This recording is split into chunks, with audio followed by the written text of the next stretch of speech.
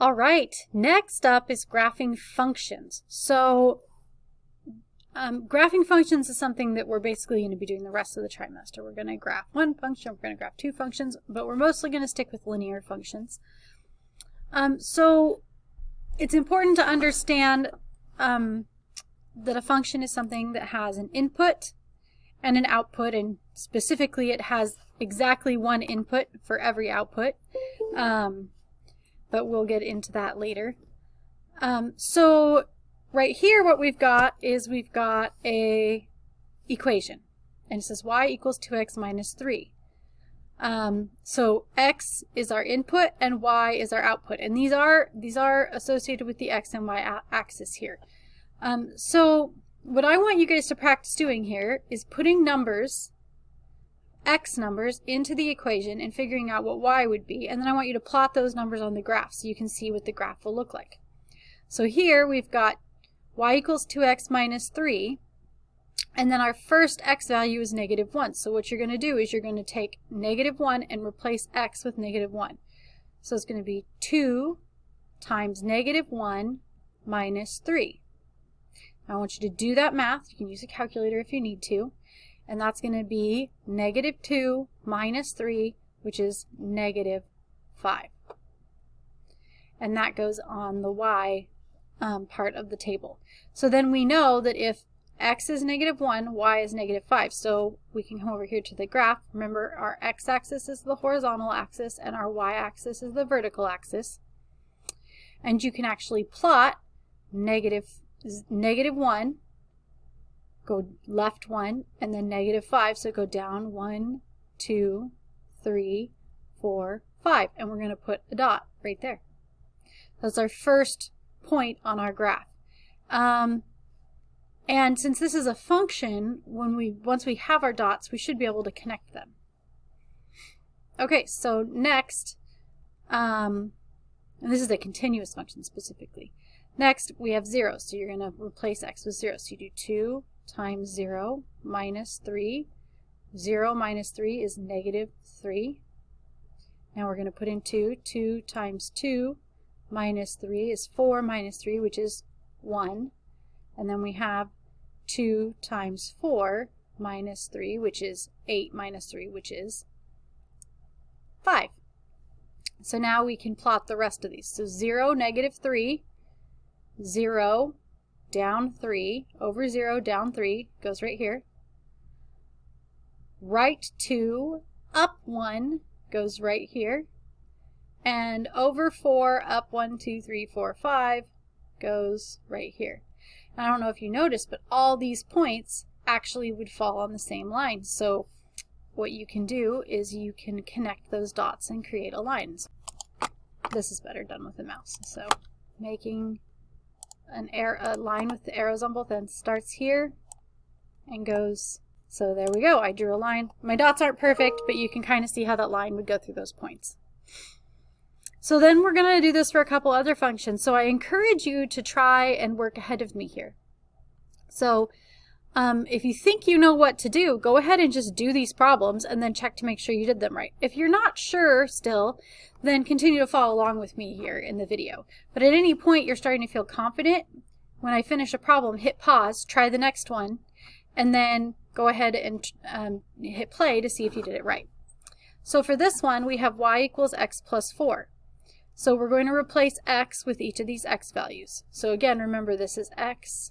So then over here we have, notice there's different x numbers for each one too. So you have to pay attention. So here we're going to replace x with negative 5. So you're going to do negative 5 plus 4. That's going to be negative 1. Then we have negative 4 plus 4. Well, that's 0. Negative 2 plus 4. Well, that's 2. And 0 plus 4, which is 0. Now I'm going to graph these points. So I'm going to start with negative 5. So go left 5, down 1. 1, 2, 3, 4, 5, 1. Negative 4, 0. So go left 4 and then stay right on the x-axis there. Negative 2, 2. Left 2, up 2. 0, that should be a 4. 0 plus 4 is not 0. 0 plus 4 is 4. Sorry, guys.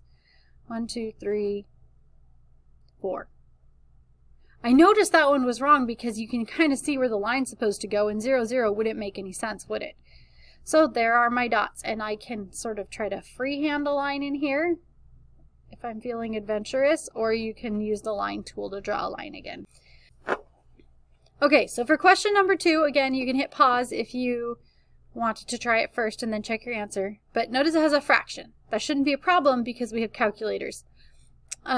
Or I'll just really quickly remind you how to do this. Now, since we're running low on space here, what I'm going to do is I'm going to write 3 over 4 parentheses minus 2. And then I'll just fill in each number as we go.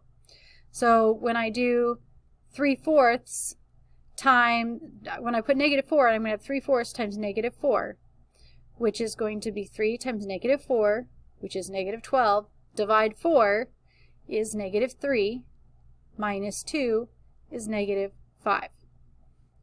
And then we have, so then I'm going to erase this, and now I can put 0 here. 3/4 times 0 is 0, minus 2 is negative 2. I'm going to erase that. I'm going to put a 4. 3/4 times 4, 3 times 4 is 12, divide 4 is 3, minus 2 is 1. And then last we have an 8 here.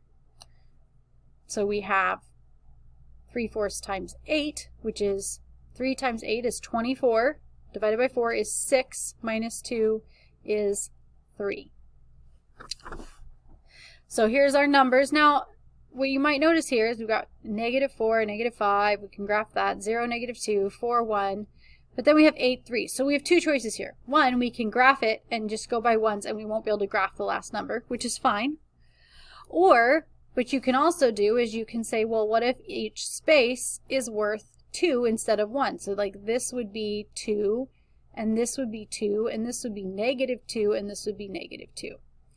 Then we should be able to fit everything on the graph. So if we want to plot negative 4, 5, we go negative 2, negative 4. So we only go over 2 spaces, and then we're going to go down 2, 4, and then half a space to make negative 5. For 0, negative 2, we would go over 0 spaces and down just 1 space for negative 2.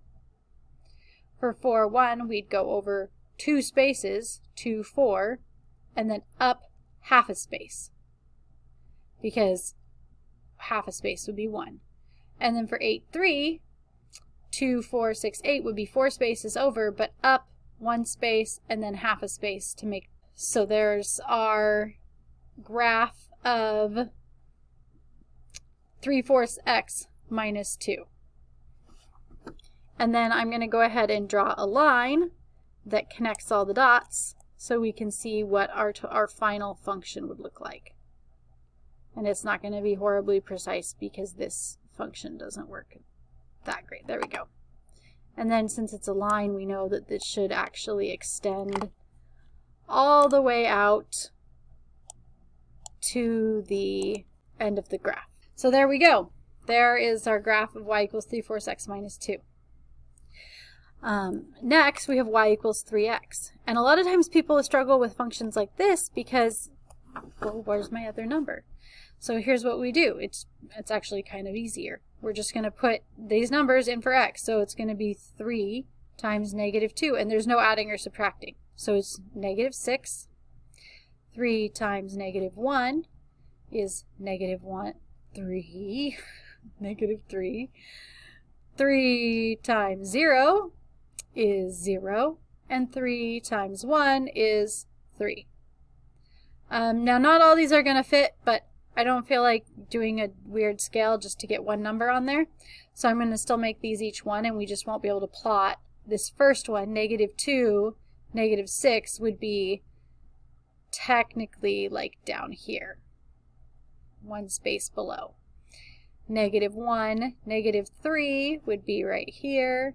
0, 0 is right on the origin, and then we have 1, 3 would be all the way up here. So our line for this one.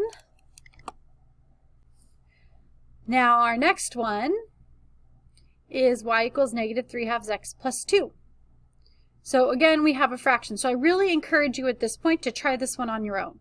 So hit pause, try to do this one on your own, and then check back in a second to see if you did it right. So hopefully you've had a chance now to work it out.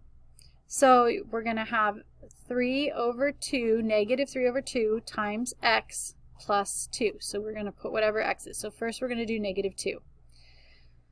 So negative 3 times negative 2 is positive 6, divided by 2 is 3, plus 2 is 5. Negative 3 halves times 0 is 0, plus 2 is 2. Negative 3 halves times 2 is going to be negative 3, plus 2 is negative 1. Negative 3 halves times 4 is going to be negative 3 times 4, which is negative 12. Divide 2, which is negative 6, plus 2 is negative 4. I'm going to go ahead and graph this using my scale of 1. So each space would be worth 1. So negative 2, 5 would be right here. 0, 2, 2, negative 1, 4, 1, 2, 3, 4, negative 4. So we've got our line going down like this. And now I can connect the dots. There we go. So hopefully you got a line that looks like that. All right, now I'm really going to encourage you for 5 and 6 to work these by yourself so you can see if you know what you're doing. So go ahead and hit pause and try 5 and 6, and then hit play to see if you did it right. And I'm going to do them pretty quickly. I'm not going to walk through what I did so much on these. So you can move a little faster now. So I'm going to pull out my calculator and put these numbers in my calculator. I will give you a hint for 5. Your box should look like this. Negative parentheses plus 1. Okay. Hit pause, try these, and then hit play and see if you got it right. So hopefully you've got it done now. So for number 5, I got negative 3 plus 1 makes positive 3 plus 1 is 4. Negative 1 is positive 1 plus 1 is 2. Negative 0 is 0 plus 1 is 1. And then negative 4 plus 1 is negative 3. So plotting that, we get negative 3, 4, negative 1, 2, 0, 1, and 4, negative 3. And you see how these all line up. So now I can draw my line. It goes through all the dots. And there is y equals negative x plus 1. So hopefully you're also done with number 6 now. If you're not, hit pause and do it real quick. And so I have 1 minus 1/3 x. And so here's the important part. My parentheses are in a different spot now because the x is on the 1/3.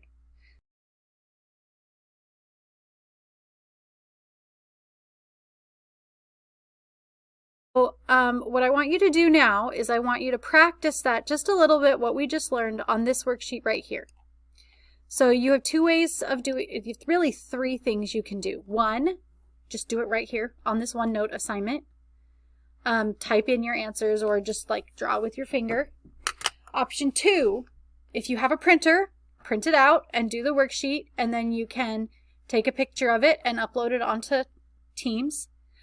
Option 3 is to go ahead and just get a piece of notebook paper and do the work on the piece of notebook paper. Try to keep it as close to this format as you can. Like if you're going to do that, I want you to go ahead and write out the whole table, not just the parts that are missing. And you'll have to figure out a way to do the graph. Ideally, you can get some graph paper. If you want, you can come down to Chiawana and you can ask for some graph paper, and they can get you some. And you just get a stack of it for the rest of the trimester. So if you do that, then the same thing. Take a picture of it and upload it onto Teams or onto this OneNote document. So some options for doing that. And then what I want you to do is, I know this seems like a lot, but I need you to be able to graph points. So then what you're going to do is you're going to go do the Delta Math assignment. So quick little, this is like just a little, like 2 problems essentially. Then go do Delta Math And then make sure when you're done with all of that that you go to Teams.